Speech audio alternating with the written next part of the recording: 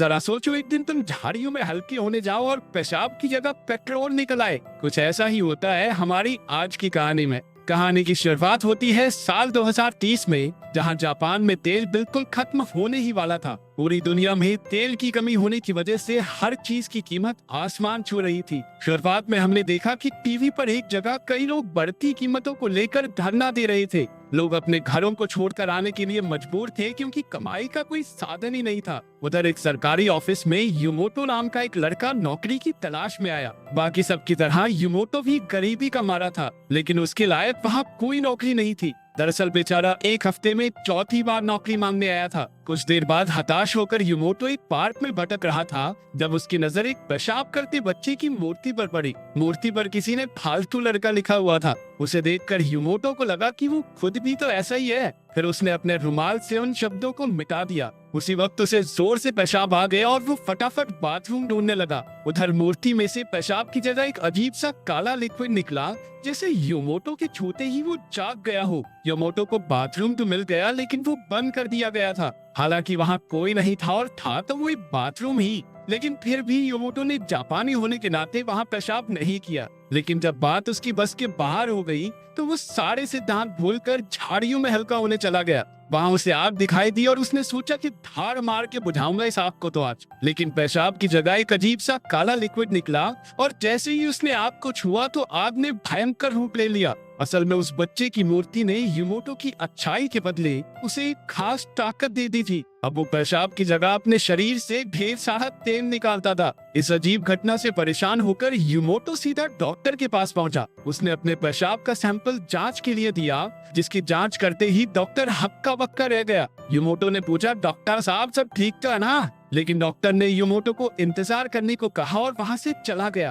कुछ देर बाद वो दो आदमियों के साथ लौटा और वो युमोटो को जबरदस्ती उठाकर ले गए। ये लोग दरअसल साइंटिस्ट थे जो अब युमोटो के पेशाब की जांच करेंगे। युमोटो ने उन्हें समझाने की बहुत कोशिश की कि वो बस एक आम आदमी है जो घर जाना चाहता है, लेकिन वो उसे जबरदस्ती वैन में बैठाकर ले गए। लैब जाते हुए युमोटो को फिर से पेशाब आया तो उनमें से एक आदमी उसे सुनसान जंगल में ले गया। युमोटो एक पेड़ पर पेशाब करने लगा और वो आदमी उस पर नजर रखे हुए था। तभी युमोटो ने देखा कि पेशाब उस आदमी की ओर बह रहा था। उस आदमी ने अपनी सिगरेट निकाली और अचानक उसका लाइटर नीचे गिर गया। लाइटर सीधा जाकर युमोटो के निकाले तेल पर गिरा, जिससे भयंकर आग लग गई। आग ने उस आदमी को अपनी चपेट में ले लिया और उसकी चीखें सुनकर उसका साथी उसे बचाने दौड़ा। युमोटो भी ये देखकर हैरान रह गया, लेकिन वो मौके का फायदा उठाकर वहाँ से भाग गया। पूरी रात भागने के बाद सुबह युमोटो एक छोटे से गांव में पहुंचा और थक कर बेहोश होकर गिर गया। तभी एक लड़की ने उसे देखा और उसे उठाकर अपने घर ले आई।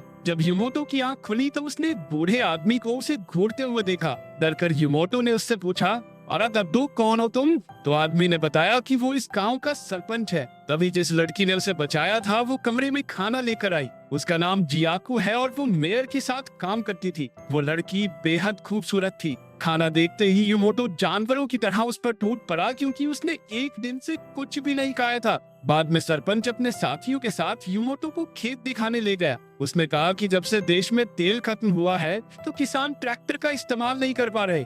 इसी वजह से सारे गांव की जमीन बंजर हो चुकी है। गांव के सारे जवान लोग नौकरी ढूंढने टोक्यो चले गए और अब वहाँ बस बूढ़े लोग और जानवर ही बचे हैं। ये सुनकर युमोटो काफी उदास हो गया। अब उसने अपनी शक्तियों के इस्तेमाल से गांव वालों की मदद करने का फैसला किया। उसने एक खाली बोतल उठाई और पास की झाड़ियों में चला गया। सरपंच और जियाकू हैरानी से उसे देखने लगे और जैसे ही उसने बोतल में तेल भरा, सरपंच ने जियाकू की आंखें बंद कर दी। इसके बाद युमोटो ने सारा तेल ट्रैक्टर में डाला और चाबी घुमाते ही ट्रैक्टर चलने लगा। ये देखकर सबकी आंखें खुली की खुली रह गई। फिर युमोटो वहाँ से जाने लगा, लेकिन सरपंच ने उससे वहीं रुकने की गुजारिश की। अगले दिन सब उसे नौकरी देने के बहाने एक पुराने स्कूल में ले आए। युमोटो को लगा कि अब वो एक टीचर बनेगा, लेकिन सरपंच उसे एक सुनसान कमरे में ले गया और उसे सुमिको नाम की एक लड़की से मिलवाया। सुमिको उसके काम में उसकी मदद करेगी। उस पर युमोटो ने पूछा कि वो सब तो ठीक है, लेकिन मुझे करना क्या है? बेटा देख, तेरे दो काम है,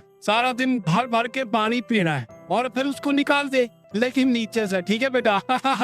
ये बात सुनकर युमोटो थोड़ा झिझक रहा था, लेकिन आखिरकार वो मान गया। इसके बाद वो दिन भर कई लीटर पानी पीता और इसी तरह उसने तेल के कई डब्बे भर दिए। वही सुमी को उस पर नजर रखती और काम पूरा होते ही खुश हो जाती। उसने एक दिन में 30 डब्बे भर दिए। युमोटो काफी खुश था क्योंकि उसने जिंदगी में पहली बार कोई ढंग का काम किया था। उसकी वजह से गांव के खेतों में फिर से फसल लहराने लगी। बहुत समय के बाद गांव में बस चलने लगी। एक दिन युमोटो ने दो बूढ़ी औरतों को गांव की तरक्की के बारे में बात करते सुना, जिससे उसे भी बहुत संतुष्टि मिली कि वो एक अच्छा काम कर रहा है। बाद में उसने अपने ऑफिस में जाकर फिर से काम शुरू कर दिया। कुछ घंटों बाद उसने 100 लीटर पूरे कर दिए और वहाँ से जाने लगा। लेकिन तभी सरपंच ने आकर उसे और तेल निकालने का ऑर्डर दिया। दरअसल अब उसके मन में लालच आ गया था। युमोटो ने जवाब दिया कि आज के लिए वो थक चुका है, बस बहुत हो गया। लेकिन सरपंच ने जबरदस्ती उससे तेल निकलवाया। शाम को युमोटो जाओको से मिला और दोनों ने अपनी जिंदगी के बारे में बातें की।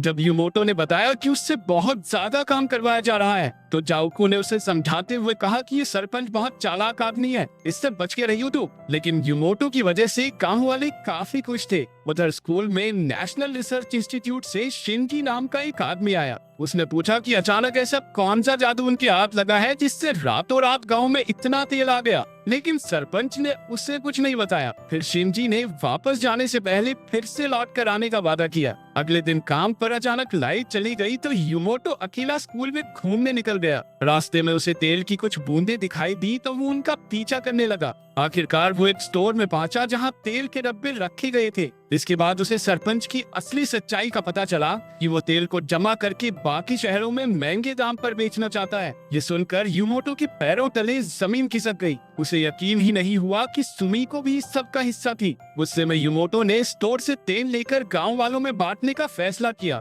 लेकिन इससे पहले ही सरपंच के आदमियों ने उसे कैद कर लिया। बाद में उसे बांधकर जबरदस्ती तेल निकालने को मजबूर किया गया। युमोटो ने मूतने से साफ इनकार कर दिया, लेकिन उन्होंने कहा कि अगर वो ज्यादा देर तक पेशाब रोक कर रखेगा तो उसका ब्लैडर ही भर जाएगा। उनके जाने के बाद भी युमोटो ने पेशाब रोकने की बहुत कोशिश की, लेकिन गुजरते वक्त के साथ मुश्किलें बढ़ती जा रही थी। अब उससे बिल्कुल कंट्रोल नहीं हो रहा था और तभी जाओको उसे छुड़ाने आ पहुंची। बिना समय गवाए दोनों जंगल की ओर भागे। कुछ ही देर में सरपंच और उनके आदमियों को भी इसकी भनक लग गई और वो उनका पीछा करने लगे। जंगल में उन्हें एक पेड़ पर कुछ तेल मिला, जिससे वो समझ गए कि ये युमोटो का ही है। फिर एक आदमी ने तेल एक कुत्ते को सुंघाया और युमोटो के पीछे लगा दिया। दूसरी ओर युमोटो और जाओको एक सुनसान घर में पहुंचे जहां उन्होंने आग जलाई। जाओको ने कहा कि गांव वालों को युमोटो के तेल की बहुत जरूरत है। उसे बचाने के लिए वो लोग किसी भी हद तक जा सकते हैं। ये सुनकर युमोटो खुद को उन सब का गुनहगार समझने लगा, क्योंकि वो वहाँ से दूर जा रहा था। गुस्से और फ्रस्ट्रेशन में उसने अपने ही गहनों को पीटना शुरू कर दिया ताकि उसका तेल बंद हो जाए। लेकिन जाओको ने उसे रोककर समझाया कि उसे तो एक वरदान मिला है,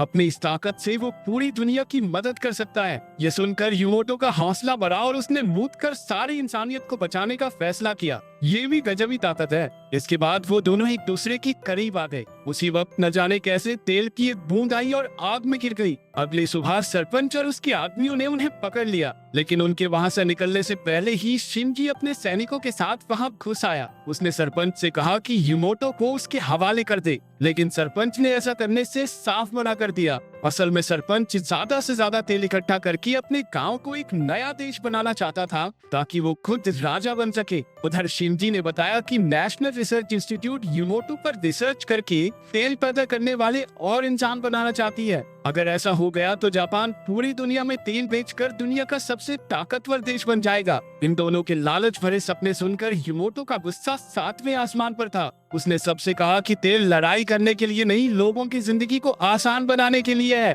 ये कहकर उसने एक जलती हुई लकड़ी उठाई और शिनजी की ओर बढ़ा। शिनजी उसकी हरकतों पर हंसने लगा, लेकिन जब युमोटो लकड़ी पर पेशाब करने को तैयार हो गया तो सबके सब डर गए। सब उससे रुकने की मिन्नतें करने लगे, लेकिन युमोटो ने जलती हुई लकड़ी पर पेशाब कर दिया। लेकिन ये क्या, धमाका होने की बजाय पेशाब से लकड़ी बुझ गई। हैरान होकर युमोटो ने एक और बार कोशिश की, लेकिन कुछ नहीं हुआ। आखिरकार उसे एहसास हुआ कि उसकी शक्तियां खत्म हो चुकी हैं। ये देखकर सरपंच और शिनजी भी दोस्त बन गए, क्योंकि अब लड़ाई के लिए कुछ बचा ही नहीं था। ये जो अपने गहनों पर मुक्के दे रहा था ना पहले, उसी से मशीन खराब हुई है। कुछ साल बाद युमोटो अब भी उसी गांव की भलाई के लिए काम कर रहा था। उसने जाओको से शादी कर ली थी और दोनों का एक बेटा था। अचानक उसके बेटे के पेशाब में अजीब सा लिक्विड निकला जो शायद इंसानों को समय में आगे पीछे भेजने की शक्ति रखता था। और इसी के साथ कहानी खत्म हो गई। अगर तुम्हारे पास ऐसी ताकत आ जाए तो तुम क्या करोगे? कमेंट्स में जरूर बताना।